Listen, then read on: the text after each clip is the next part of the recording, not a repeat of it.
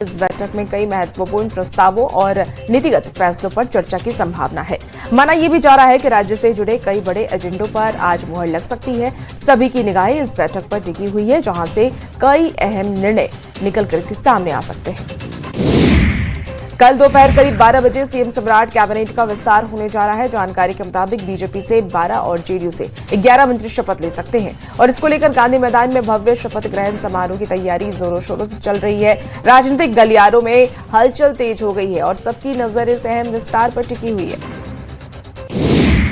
पटना के गांधी मैदान में 7 मई को होने वाले शपथ ग्रहण समारोह की तैयारियां तेज कर दी गई है। आम लोगों को परेशानी ना हो, इसके लिए रूट डाइवर्ट किया जा रहा है। गांधी मैदान में वीआईपी और लोगों को जाने के लिए अलग द्वार बनाए जा रहे हैं। कई जगहों पर पार्किंग की व्यवस्था की गई।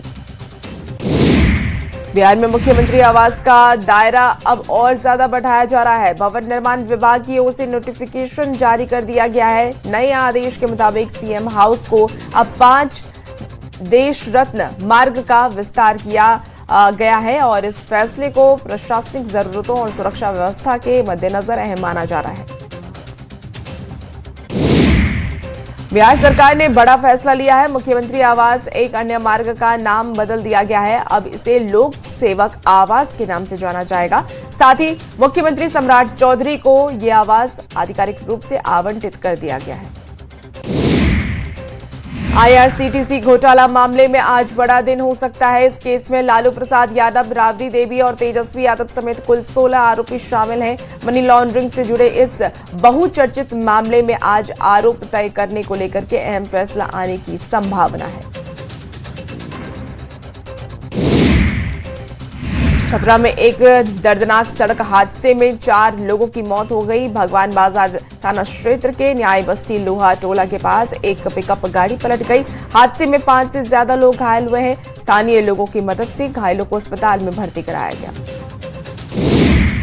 नवादा पुलिस ने साइबर ठगी के खिलाफ बड़ी कार्रवाई की है। बगीचे में बैठकर के फर्जी लोन दिलाने का खेल चल रहे 4 शातिर ठगों को गिरफ्तार किया गया है और इनके पास से 7 एंड्रॉयड मोबाइल फोन, इसके साथ ही कस्टमर डेटा और एक फिंगर प्रिंट मशीन बरामद की गई है। आपको बता लें कि वायरलेसगंज इलाके के चैनपुरा और नारो मुरार गांव से इसकी गिरफ्तारी की गई।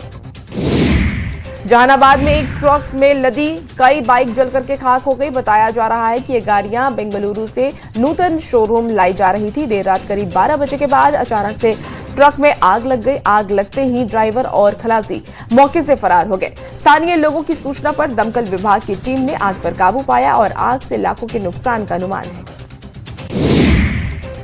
जहानाबाद में सड़क हादसे में एक महिला की मौत के बाद हालात तनावपूर्ण हो गए हैं। गुस्साए लोगों ने सड़क जाम कर दिया है। मौके पर पहुंची पुलिस जब जाम हटाने के लिए कोशिश कर रही थी, तब कुछ असामाजिक तत्वों ने उन पर पथराव और लाठी डंडे से हमला कर दिया और इस हमले में कई पुलिसकर्मी घायल भी हो गए हैं, जिनमें से 2 को सदर अस्पताल में भर्ती कराया गया है।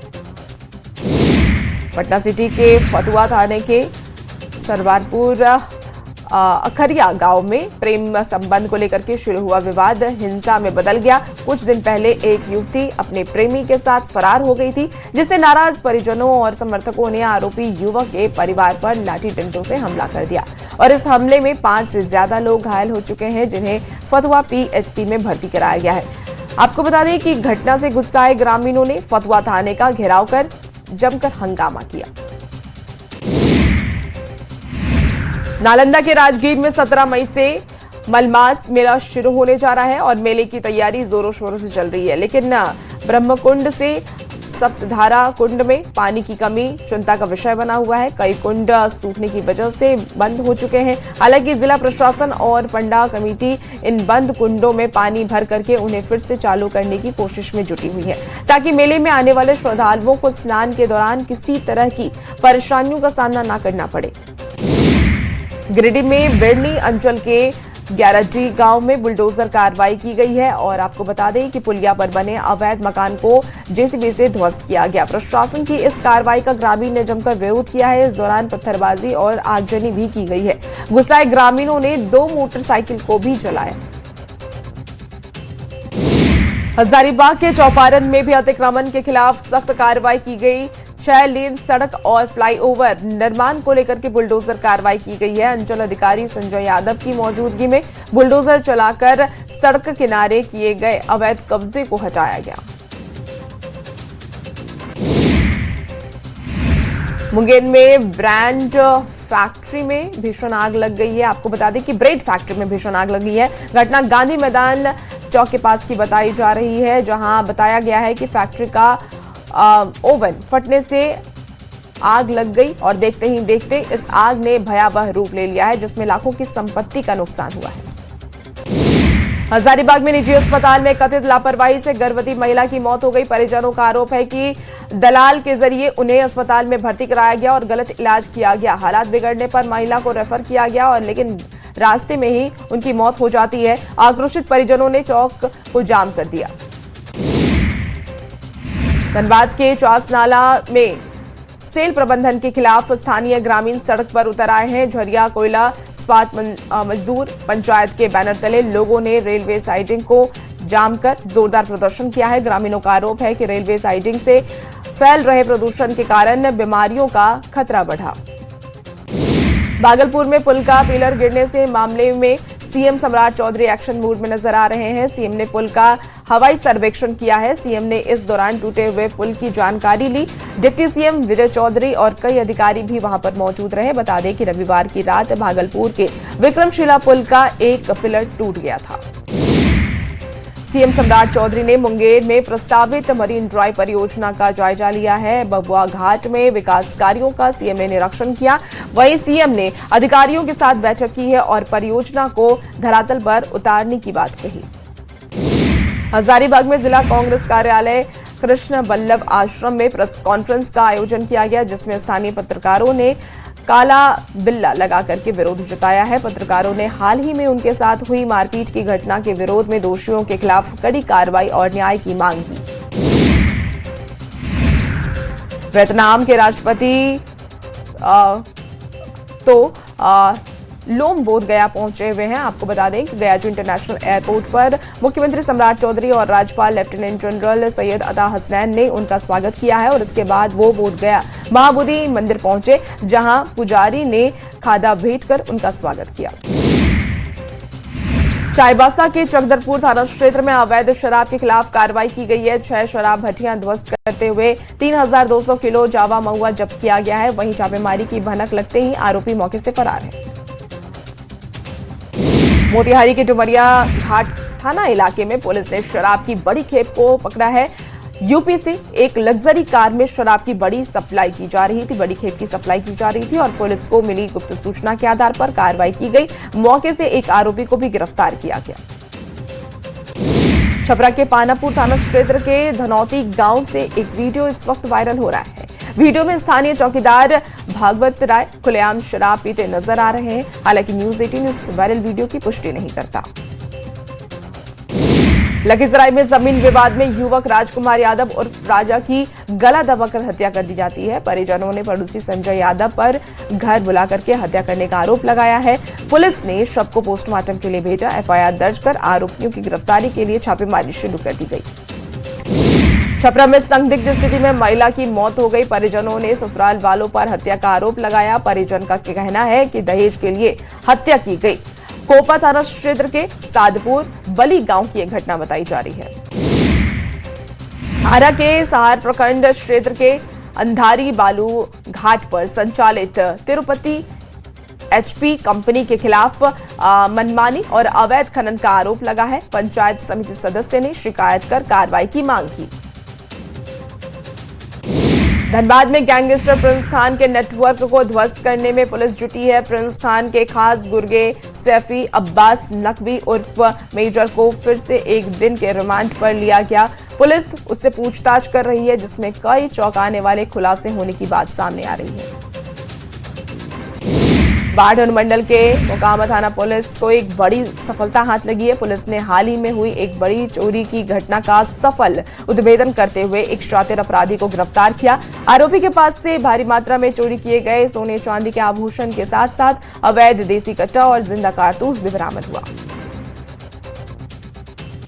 देवघर के मधुपुर अनुमंडल पुलिस ने मिसराना डकैती कांड से पिछले 1 साल से फरार चल रहे 2 आरोपियों को गिरफ्तार किया है और ये दोनों आरोपी लंबे समय से पुलिस की गिरफ्त से बाहर थे। 17 अक्टूबर को हथियार के बल पर लाखों नगद और जेवरात की लूट की गई। गढ़वा के विशनपुरा थाना क्षेत्र में स्थित मनोकामना ज्वेलर्स एवं बर्तन दुकान में हुई चोरी का पुलिस ने महज 72 घंटे में ही खुलासा कर दिया। पुलिस ने एक आरोपी को गिरफ्तार कर लिया है और चोरी का सामान बरामद किया है। 1 मई की रात और चोर छत काट करके वहां पर घुसे थे, दुकान में घुसे थे और कैश जेवरात लेकर के वहां से फरार हो गए। टीएसपीसी के सब जोनल कमांडर विरम आदाम उर्फ अरविंदर को आखिरकार गिरफ्तार कर लिया गया है। अरविंदर पर हत्या, रंगदारी और धमकी जैसे कई गंभीर आरोप दर्ज किए गए हैं। पिछले करीब 15 सालों से संगठन में वो सक्रिय था और पुलिस की पकड़ से बाहर था। सिमडेगा में पिता की हत्या के आरोप में पुलिस ने एक आरोपी को गिरफ्तार किया है। जानकारी के मुताबिक डिम्बाटोली में एक बेटे ने अपने पिता की लाठी से पीट कर हत्या कर दी थी, जिसको लेकर के पुलिस ने आरोपी की गिरफ्तारी की। जामताड़ा पुलिस ने अपराधियों के खिलाफ बड़ी कार्रवाई की है। नारायणपुर थाना क्षेत्र के चर्चित धर्मपुर गोलीकांड के मुख्य आरोपी जमीरुद्दीन अंसारी को पुलिस ने गिरफ्तार किया है। आरोपी न केवल इस गोलीकांड का मास्टरमाइंड है, बल्कि साइबर अपराध समेत कई मामले में भी लंबे समय से वंचित था। बंगाल चुनाव परिणाम पर कांग्रेस सांसद अखिलेश सिंह ने ममता बनर्जी पर तंज कसा है। सांसद अखिलेश सिंह ने कहा कि बंगाल में सबको एक साथ लड़ना चाहिए था, लेकिन ममता बनर्जी को यह लगता था कि वो अकेली जीत जाएंगी। आचार संहिता उल्लंघन के मामले में औरंगाबाद के सांसद अभय कुशवाहा समेत कुल 4 लोगों को जमानत मिली है। औरंगाबाद व्यवहार न्यायालय की अदालत ने जमानत दी है। 21 मार्च 2024 को तत्कालीन अंचल अधिकारी ने बिना अनुमति के कई वाहनों के साथ जुलूस निकालना और जमकर नारेबाजी की थी। गोपालगंज में बीजेपी कार्यकर्ताओं ने असम, पुडुचेरी और पश्चिम बंगाल में मिली जीत पर विजय जुलूस निकाला है। जिला मुख्यालय में निकाले गए जुलूस के दौरान कार्यकर्ताओं ने जमकर आतिशबाजी की और एक दूसरे को लड्डू खिलाकर खुशी जाहिर की। विधानसभा चुनाव में बंगाल, असम और पुडुचेरी में बीजेपी की ऐतिहासिक जीत के बाद कार्यकर्ताओं ने पतरातू में विधायक रोशन लाल चौधरी के आवास पर जमकर जश्न मनाया और इस दौरान कार्यकर्ताओं ने आतिशबाजी भी की है। एक दूसरे को मिठाई खिलाकर जीत का बधाई दिया। 5 राज्यों के विधानसभा चुनाव नतीजों के बाद राष्ट्रीय राजनीति में हलचल अब तेज हो गई है। असम, पुडुचेरी और पश्चिम बंगाल में मिली जीत के बाद बीजेपी का फोकस अब झारखंड पर ज्यादा दिख रहा है। बीजेपी प्रवक्ता अजय आलोक ने झारखंड में बड़े राजनीतिक बदलाव के संकेत दिए।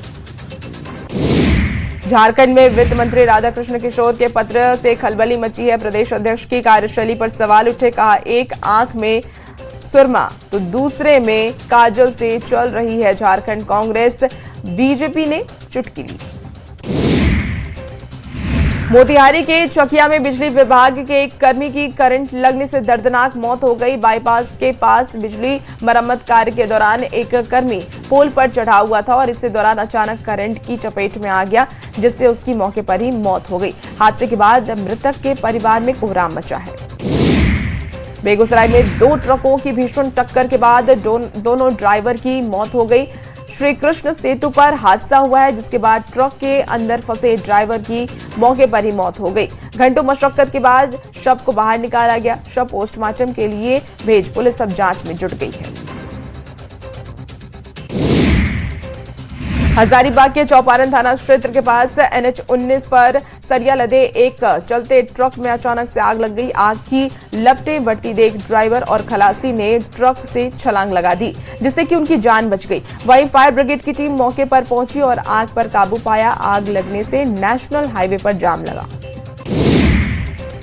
सरायकेला के चांडिल और पूर्वी सिंहभूम के चकुलिया क्षेत्र में जंगली हाथियों का कहर देखा जा रहा है। दोनों इलाके में हाथियों के हमले से 2 लोगों की मौत हो गई। चांडिल में 50 साल के मुनी लाल और इसके साथ ही चकुलिया में 75 साल की महिला दुलारी मुर्मू की जान चली गई। सासाराम के करगहर थाना क्षेत्र के पिपरा गांव के पास ट्रैक्टर की चपेट में आने से एक महिला की मौत हो गई। बताया गया है कि महिला की बेटी का आज तिलक समारोह था, जिसके लिए वो बाजार से खरीदारी करके लौट रही थी और इसी दौरान ट्रैक्टर की टक्कर से महिला की मौत हो गई। घटना के बाद परिजनों में मातम छाया हुआ है।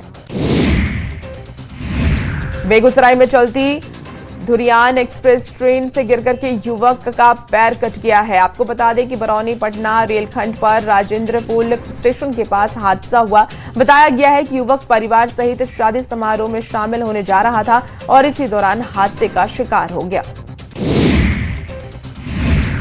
नवादा के सदर अस्पताल में अग्निशमन विभाग की मौजूदगी में अस्पताल कर्मियों ने अग्नि सुरक्षा की प्रतिज्ञा ली है। ड्यूटी के दौरान आगजनी की घटना के समय अपनी सुरक्षा के साथ मरीजों और अस्पताल को कैसे बचाया जाए, इसको लेकर के कर्मियों को जागरूक किया गया। लखीसराय में जल जीवन हरियाली दिवस कार्यक्रम का आयोजन किया गया। डीएम शैलेंद्र कुमार ने कार्यक्रम का उद्घाटन किया है। कार्यक्रम के दौरान सार्वजनिक जल संरचनाओं के संरक्षण और इसके साथ ही पुनर्जीवन और उसके समकक्ष मौजूद चुनौतियों एवं संभावनाओं पर विस्तृत चर्चा की गई। गोपालगंज के सिविल कोर्ट में 9 मई को साल की दूसरी राष्ट्रीय लोक अदालत का आयोजन किया जाएगा और इस लोक अदालत के लिए कुल 18,000 सुलहनीय वादों का निष्पादन करने का लक्ष्य बनाया गया है। लोक अदालत में सभी सुलहनीय वादों का आपसी समझौता और सुलह के आधार पर निष्पादन किया जाएगा। रांची में प्रत्येक प्रखंड में खेल स्टेडियम का विस्तार होगा। गोपालगंज के बरौली प्रखंड के कोटवा में जल्द स्टेडियम बनेगा। विधायक मंजीत सिंह ने जमीन आवंटन के लिए पत्र सौंपा। मधेपुरा समाहरणालय में जिला समन्वय एवं निगरानी समिति की बैठक आयोजित की गई। इस बैठक में कई विकास योजनाओं की समीक्षा की गई।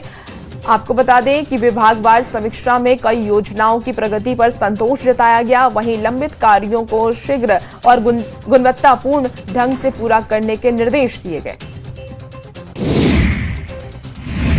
रामगढ़ में तेज आंधी और बारिश से स्कूल की 4 दीवारी गिरी है। दीवार टूटने से स्कूल प्रशासन में जानवर घुस रहे हैं, जिससे बच्चों की पढ़ाई प्रभावित हो रही है। देवघर में सामूहिक उपनयन संस्कार का आयोजन किया गया। कार्यक्रम में मंगलवार रात 7:30 बजे मंडप पूजन हुआ, जबकि बुधवार को उपनयन संस्कार संपन्न कराया जाएगा और इस बार 10 बच्चों का उपनयन संस्कार किया जाएगा।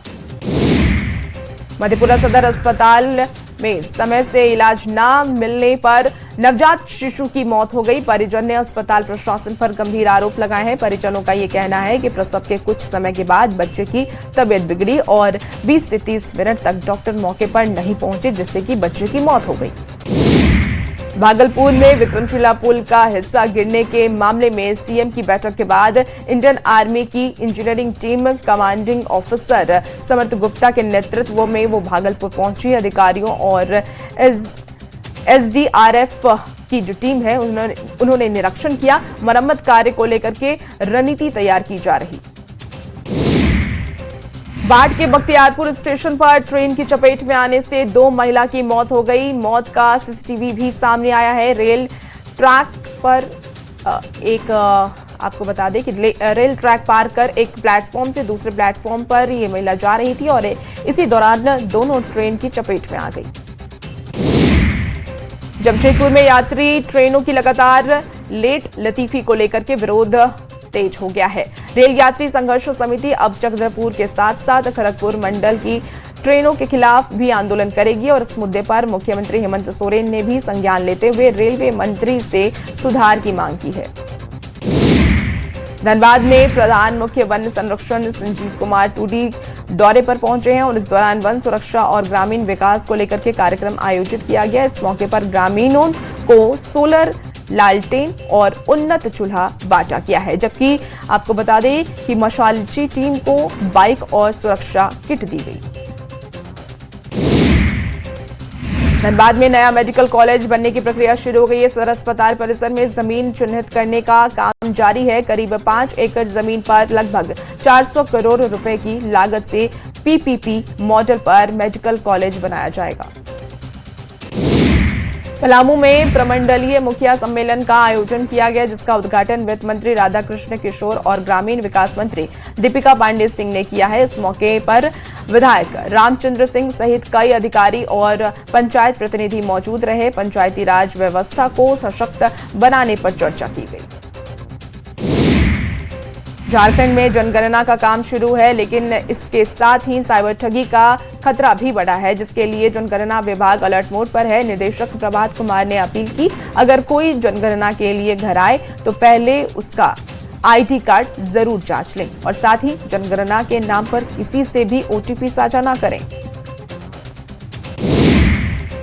गुमला के उपायुक्त दिलेश्वर महतो ने पालकोट प्रखंड का औचक निरीक्षण किया और प्रशासनिक लापरवाही पर कड़ा रुख अपनाया है। अंचल कार्यालय और नवनिर्मित सामुदायिक स्वास्थ्य केंद्र में साफ सफाई की स्थिति बेहद खराब मिली है, जिस पर उन्होंने नाराजगी जताई। बीडीओ को 24 घंटे में पूरी व्यवस्था दुरुस्त करने के निर्देश दिए गए।